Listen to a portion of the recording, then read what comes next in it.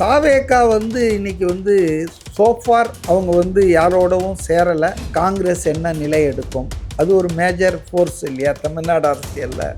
என்ன ஒன்றா நடக்கலாம் இன்னும் ஒரு 1 or 2 வீக்ஸில். காங்கிரஸ் என்னெல்லாம் கேட்குது, என்ன வேணும்னு சொல்லுதுன்னா அதனுடைய டிமாண்ட்ஸ் எல்லாம் வச்சுருக்காங்க, கோரிக்கைகள்லாம். இன்னி வரைக்கும் பதில் சொல்ல முதலமைச்சர்.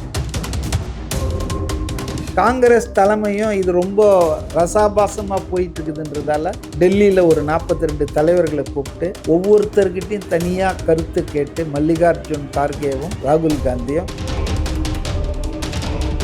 அப்போ காங்கிரஸில் இன்னைக்கு ஸ்ட்ராங்காக ஒரு செக்ஷன் திமுக இதெல்லாம் செஞ்சு தான் ஆகணும், செய்யலைன்னா நம்ம தாவேக்காவுக்கு போவோம். அவர் நிறைய ஆஃபர் பண்ணுறாரு, ஆட்சியில் பங்கு சொல்கிறாரு. விசிகா ரொம்ப நாளாக ஆட்சியில் பங்கு அதிகாரத்தில் பங்குன்னு பேசிட்டு இருந்தாங்க. விஜய் இந்த குண்டை போட்ட உடனே எங்களுக்கு அதிகாரமான ஆட்சியில் பங்கு வேணான்னு ஓடுறாங்க. ஆனால் இதை பற்றியே கவலைப்படாமல் இருந்த காங்கிரஸ் கட்சிக்கு ஒரு புது எண்ணம் வந்துச்சு. ஸோ கேம் சேஞ்சர் பார்த்தீங்கன்னா இந்த சட்டமன்ற தேர்தலில் விஜய் தாங்க, அதில் ஒன்றும் சந்தேகமே இல்லை.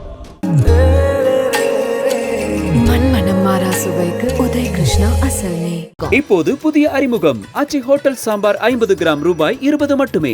Welcome to city fox. Mathiyanand sir. வணக்கம். மைனஸ் ஆக போகும் ப்ளஸ் ஆக போகும் கூட்டணி கணக்குகள், ஸ்ட்ராங்கான ஃபோர்ஸஸ் 2 இருக்கு அப்படின்னு சொல்றாங்க. ஒன்று என்டிஏ, இன்னொன்று இந்தியா கூட்டணி. இப்போ இன்னொரு பக்கம் விஜய் அவர்கள் தனித்து போராட போறாரு, தனித்து தான் நிற்க போறாரு அப்படிங்கிறத ஒரு சில பேர் ப்ளஸ்ஸாக சொல்றாங்க. எப்படி போக போகுது இந்த அரசியல் கணக்குகள் தேர்தலை நோக்கி? அதாவதுங்க இதில் நம்ம பெருமளவுக்கு செட்டில் ஆகிடுச்சிங்க.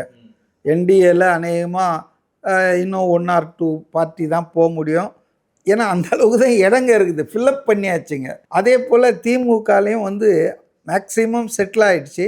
இப்போ காங்கிரஸ், விசிகா இது மாதிரி சில கட்சிகள் சில பிரச்சனைகள் இருக்குது, அவ்வளோதானே தவிர தாவேகா இன்னைக்கு சோஃபார் அவங்க யாரோடவும் சேரலை. அவங்க கூட யார் சேருவாங்க அப்படின்றதும் தெரியல. என்ன ஒன்றா நடக்கலாம் இன்னும் ஒரு 1 or 2 வீக்ஸில். காங்கிரஸ் என்ன நிலை எடுக்கும், அது ஒரு மேஜர் ஃபோர்ஸ் இல்லையா தமிழ்நாடு அரசியலில். இப்போ அதை பற்றி முதல்ல பேசுவோம். இப்போ டிசம்பர் 1st வீக்கில் 3ஆம் தேதி 5ஆம் தேதின்னு நினைக்கிறேன், இந்த கிரீஷ் சோடங்கர் தலைமையில் அந்த ஒரு காங்கிரஸ் கட்சியின் பேச்சுவார்த்தை குழு முதல்வர் ஸ்டாலினை போய் சந்திச்சுது. அப்போ காங்கிரஸ் என்னெல்லாம் கேட்குது, என்ன வேணும்னு சொல்லுதுன்னா அதனுடைய டிமாண்ட்ஸ் எல்லாம் வச்சுருக்காங்க, கோரிக்கைகள்லாம் வச்சுட்டு வெளியே வர்ற செய்தி தான். அவரே சொல்லியிருக்கார் சோடங்கர். அதாவது ஒரு நாடாளுமன்ற தொகுதிக்கு ஒரு சட்டமன்ற தொகுதியாவது மினிமம் அப்படின்னு பார்த்தா 39 நாடாளுமன்ற தொகுதி தமிழ்நாட்டில் இருக்குது. 40 சீட்டு. அது இல்லாமல் அமைச்சர்கள் 3 பேராவது மினிமம் அடுத்த மந்திரி சபையில் இருக்கணும் காங்கிரஸ்காரங்க. அது இல்லாத ஏதோ சொல்கிறாங்க அரசியல் பேர் ராஜ்யசபா சீட்டு 1 or 2 வேணும்னு. இதுதான் காங்கிரஸ் வச்சுருக்கு. அப்போவே அவங்க முதலமைச்சரை சந்திச்சுட்டு வரும்போது என்ன சொல்லியிருக்காங்கன்னா, எங்களுக்கு 15ஆம் தேதிக்குள்ளே நீங்கள் இதுக்கு பதில் கொடுக்கணும்னு சொல்லிட்டு வந்திருக்காங்க. அதாவது 5ஆம் தேதி பார்த்துருக்காங்க, டிசம்பர் 10 நாள் கழித்து எங்களுக்கு பதில் சொல்லுங்கன்னு சொல்லியிருக்காங்க. இன்னி வரைக்கும் பதில் சொல்ல முதலமைச்சர். பதில் சொல்லாதது மட்டுமல்ல, திமுக சார்பாக தேர்தல் பேச்சுவார்த்தை நடத்துகிற ஒரு குழு அமைக்கணும் இல்லையா, அதையே அமைக்கலை இன்னும்.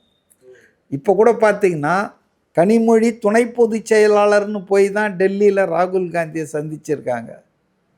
என்ன பேசினாங்க, எதுக்காக பண்ணாங்கன்னா ஏசியங்கள் தான், பத்திரிகையில் வர்றது தான்.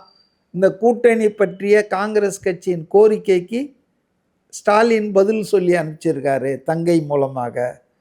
அவங்க பார்லிமெண்ட் மெம்பராக இருக்கிறதால போய் பார்த்துருக்காங்க அப்படின்னு சொல்கிறாங்களே தவிர எந்த அளவுக்கு உண்மைன்னு தெரில.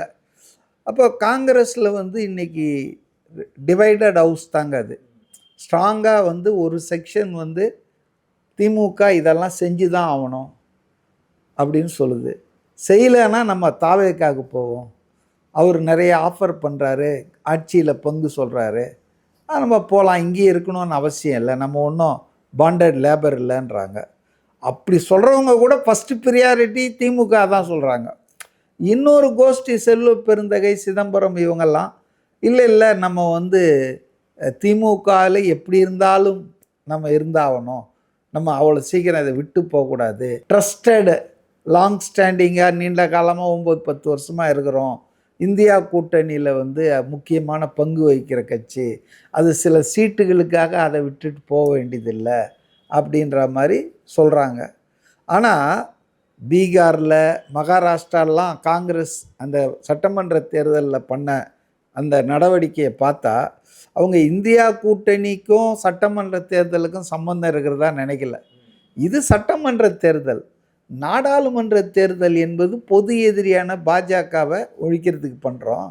சட்டமன்ற தேர்தலில் அதே மாதிரி நீங்கள் ஆளுங்கட்சியாக இருப்பீங்க, நான் வந்து 25 சீட்டை வாங்கி 18 ஜெயிச்சுட்டு உக்காண்டிருக்க முடியுமா அப்படின்னு சொல்லிட்டு காங்கிரஸில் வந்து 2 சிந்தனை இருக்குது.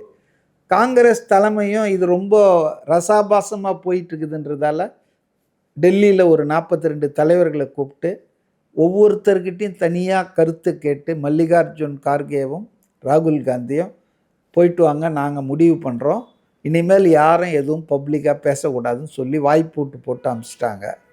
ஸோ இப்போ ராகுல் காந்தியை கனிமொழி சந்திச்சிருக்காங்க. என்ன அவங்க ரிப்ளை கொடுத்துருக்காங்கன்னு நமக்கு தெரியாது. நாளைக்கு இது மேலே தான் அது வந்து வெளியே வரும், லீக் ஆகும். ஆனால் என்ன அரசல் புரசலாக திமுக பெரியசாமி மற்றவங்கெல்லாம் அதை வெளியே சொன்னது என்னன்னா, அதெல்லாம் சும்மா பேச்சு, 25னா ஒரு 2-3 சீட்டு ஒன்றா எக்ஸ்ட்ரா கொடுக்கலாம், மற்றபடி ஆட்சியில் பங்கு அதிகாரத்தில் பங்கு அந்த கதையே கிடையாது, அதுக்கு ஒத்துக்க மாட்டார் முதல்வர்னு வெளிப்படையாக பேசியிருக்காங்க.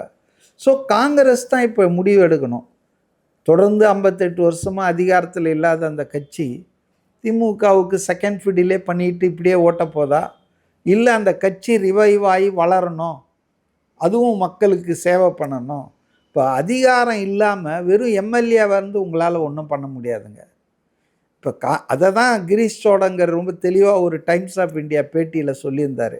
இப்போ காங்கிரஸ் ஒரு உறுதிமொழி கொடுக்க போகுது தமிழ்நாடு தேர்தலை ஒட்டி.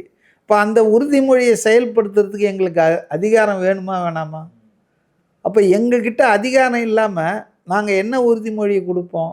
இல்லை கொடுத்தா கூட சிரிக்க மாட்டானா? இவங்களுக்கு என்ன இருக்குதுன்னு. அதனால் இது ஒரு டிக்லிஷான இஷ்யூ. காங்கிரஸ் தலைமை வருங்காலத்தை நினச்சி எடுக்க போதா, இல்லை நிகழ்காலத்தை வச்சு கணக்கில் வச்சு பார்க்க போதா? ரெண்டுக்கும் ஒன்றும் இல்லைங்க. சட்டமன்ற தேர்தல் வேறு, நாடாளுமன்ற தேர்தல் வேறு. இப்போ பாருங்கள், மகாராஷ்டிராவில் நாடாளுமன்ற தேர்தலில் எல்லாம் சிவசேனா, உத்தவ் தாக்கரே, சரத்பவார், காங்கிரஸ் எல்லாரும் ஒன்றா தான் இருந்தாங்க. சட்டமன்ற தேர்தலில் எவ்வளோ பிரச்சனை வந்தது. இப்போ மும்பை மாநகராட்சி, ஜில்லா பரிஷத், பஞ்சாயத்து தேர்தலில் தனித்தனியாக நின்னாங்க. ஸோ எல்லாத்துலேயும் ஒரே மாதிரி தான் இருக்கணும்னு ஒன்றும், India is a different country. எல்லா மாநிலத்திலையும் ஒரே லைன் கூட எடுக்க முடியாது ஒரு கட்சி, வெவ்வேறு விதமான அணுகுமுறை. இப்போ இங்கே காங்கிரஸ் கம்யூனிஸ்ட்டுகள்லாம் ஒரு அணியில் இருக்காங்க தமிழ்நாட்டில், கேரளாவில் அப்படி இருக்காங்களா? எதிரெதிர் துருவமாக இருக்காங்க. அதனால் இந்தியா என்பது ஒரு பன்முகத்தன்மை கொண்ட நாடு. ஆந்திராவில் இருக்கிற சிச்சுவேஷன் கர்நாடகாவில் இல்லை, கர்நாடகாவில் இருக்கிற சிச்சுவேஷன் தெலங்கானாவில் இல்லை. அப்போ நீங்கள் வந்து கேஸ் பை கேஸ் தான் பார்க்கணும். ஒவ்வொரு மாநிலத்தில் என்ன நிலைமைன்னு தான் பார்க்கணும் கட்சியை வளர்க்க. அதே போல் சட்டமன்ற தேர்தலுக்கும் நாடாளுமன்ற தேர்தலுக்கும் முடிச்சு போடக்கூடாது. அது வேறு, அது வரும்போது அது. இப்போது இதுன்னா இதுக்கு டிஃப்ரெண்ட்டாக தான் நீங்கள் பண்ணி ஆகணும். 5 வயசு பையனுக்கு செஞ்ச சட்டையை 15 வயசு பையனுக்கும் போடுங்கன்னா எப்படி போட முடியும்? அது வேறு. ஆனால் என்னன்னு தெரில, திமுக ஆட்களும் சரி, காங்கிரஸ் ஆட்கள் சில பேரும் இந்தியா கூட்டணி நாடாளுமன்ற தேர்தல் இந்த வாதமே வந்து இந்த ஸ்டேட்டஸ் கோவை மெயின்டைன் பண்ணுறதுக்கான வாதம். ஓப்பனாக பேசணும். இது சட்டமன்ற தேர்தல். திமுக ஆட்சி என்ன பண்ணிச்சுன்னு மக்களுக்கு இவங்களும் சேர்ந்து தான் பதில் சொல்லணும், சமாதானம் சொல்லணும். அப்போ இவங்க கையில் எந்த அதிகாரமும் இருக்காது. நல்லதுக்கெல்லாம் திமுக வந்து கிரெடிட் வாங்கிட்டு போயிடும். கலைஞர் செய்தது, திராவிடம் செஞ்சது, திமுக செஞ்சதுன்னு. கெட்டதுக்கு பூரா இந்த கூட்டணி வந்து பொதி சுமக்கணும். இது எப்படி சரியாக இருக்க முடியும்? இப்போ அவங்களாம் ஆட்சியில் இருந்தால் தானே கலெக்டிவ் ரெஸ்பான்சிபிலிட்டி. அதனால் காங்கிரஸ்ஸு நல்ல நிலை தான் எடுத்தது. இதே நிலையில் தொடருமா, காம்ப்ரமைஸ் பண்ணிக்குவாங்களா அப்படின்றது போக போக தான் தெரியும். இப்போதைக்கு ஒன்றும் சொல்ல முடியாது. இந்த ஆட்சியில் அதிகாரத்தில் பங்கு இதை பற்றிலாம் அவங்க யோசிக்காமலே இருந்தாங்க. நடுவில் வந்து ஒரு குண்டை தூக்கி போட்ட மாதிரி விஜய் அவர்கள் பேசுனதுலேருந்து விஜய் தான் கேம் சேஞ்சர். அதாவது 2 விஷயத்தில் சொல்லலாம். விசிகா ரொம்ப நாளாக ஆட்சியில் பங்கு அதிகாரத்தில் பங்குன்னு பேசிகிட்டு இருந்தாங்க. ஆனால் விஜய் இந்த குண்டை போட்ட உடனே அவங்க இந்த தெனாலிராமன் பூனை மாதிரி இப்போ பாலை கண்டாலே ஓடுற மாதிரி பண்ணி விட்டான் தெனாலிராமன். அந்த கதை தெரியும் இல்லையா? அதுபோல் இப்போ விசிகா வந்து எங்களுக்கு அதிகாரமான ஆட்சியில் பங்கு வேணான்னு ஓடுறாங்க. ஆனால் இதை பற்றியே கவலைப்படாமல் இருந்த காங்கிரஸ் கட்சிக்கு ஒரு புது எண்ணம் வந்துச்சு. இது ரொம்ப நல்லா இருக்குது இந்த ஐடியா, ட்ரை பண்ணலாமே அப்படின்னு. ஸோ கேம் சேஞ்சர் பார்த்தீங்கன்னா இந்த சட்டமன்ற தேர்தலில் விஜய் தாங்க, அதில் ஒன்றும் சந்தேகமே இல்லை. சார், இந்த விசில் சின்னத்தை பற்றி நீங்கள் என்ன நினைக்கிறீங்க? அது எப்படி போய் சேரும் மக்கள்கிட்ட? அது எவ்வளோ எளிமையான ஒரு சின்னம் அது? நீங்கள் என்ன சேரும்ன்றீங்க, ஆல்ரெடி சேர்ந்து போச்சே.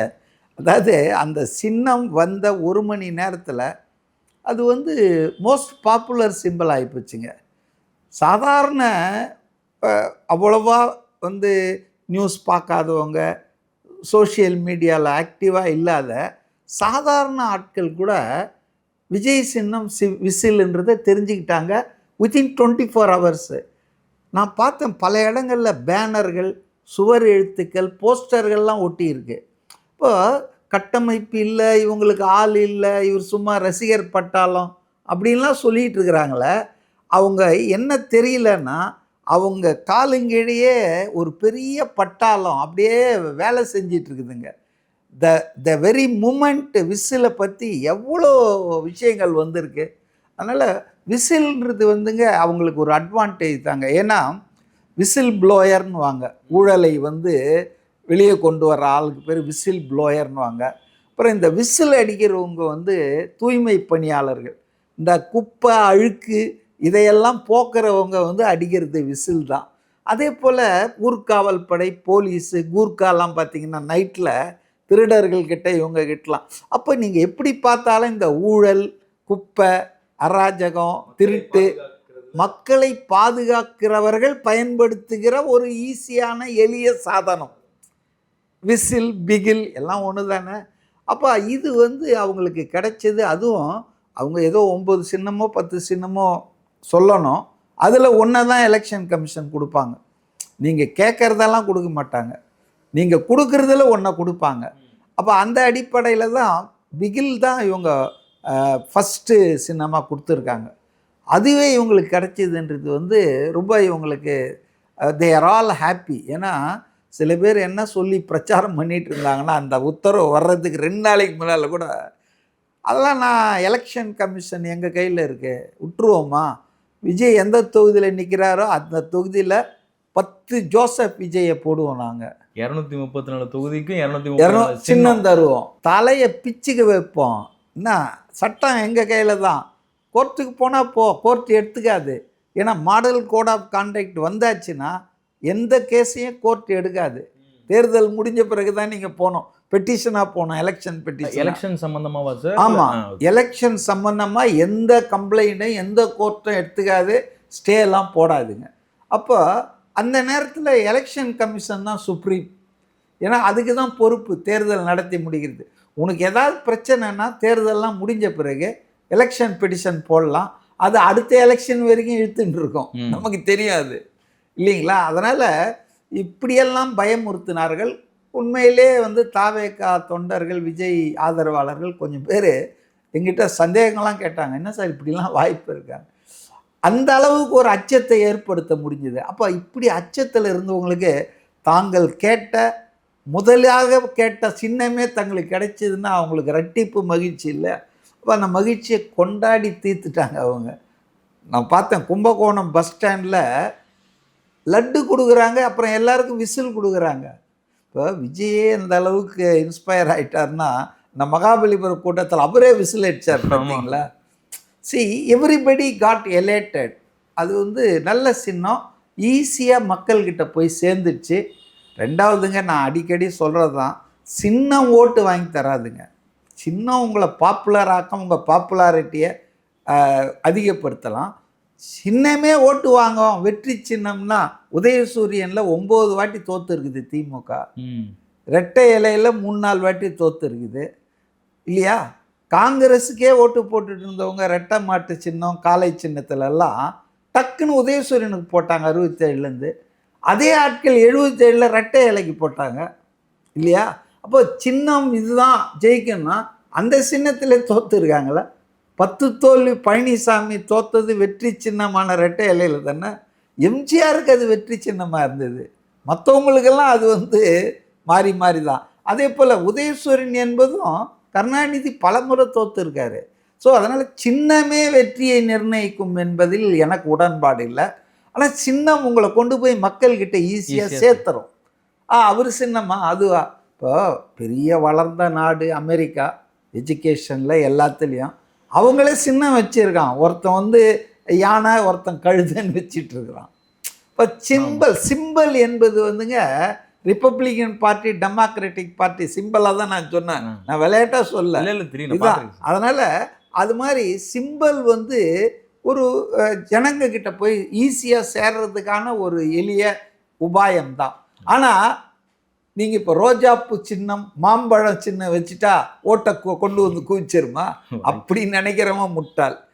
ஜனங்க புத்திசாலிங்க. அவங்க கேட்பாங்க இவருடைய சின்னம் எதுங்கன்னு கேட்டால் அந்த சின்னத்துக்கு ஓட்டு போடுவாங்களே தவிர, சின்னம் நல்லா இருக்குது அழகாக இருக்குன்னா தாஜ்மஹால் வச்சா எல்லாம் ஓட்டு போட்டுருவாங்களா? அதெல்லாம் கிடையாது. நிறைய பேசலாம் சார். இன்னொரு காணொலியில் சந்திக்கிறேன். நன்றி. மண்மனம் மாறா சுவைக்கு உதய் கிருஷ்ணா அசல் நெய். இப்போது புதிய அறிமுகம் ஆச்சி ஹோட்டல் சாம்பார் 50 கிராம் ரூபாய் 20 மட்டுமே.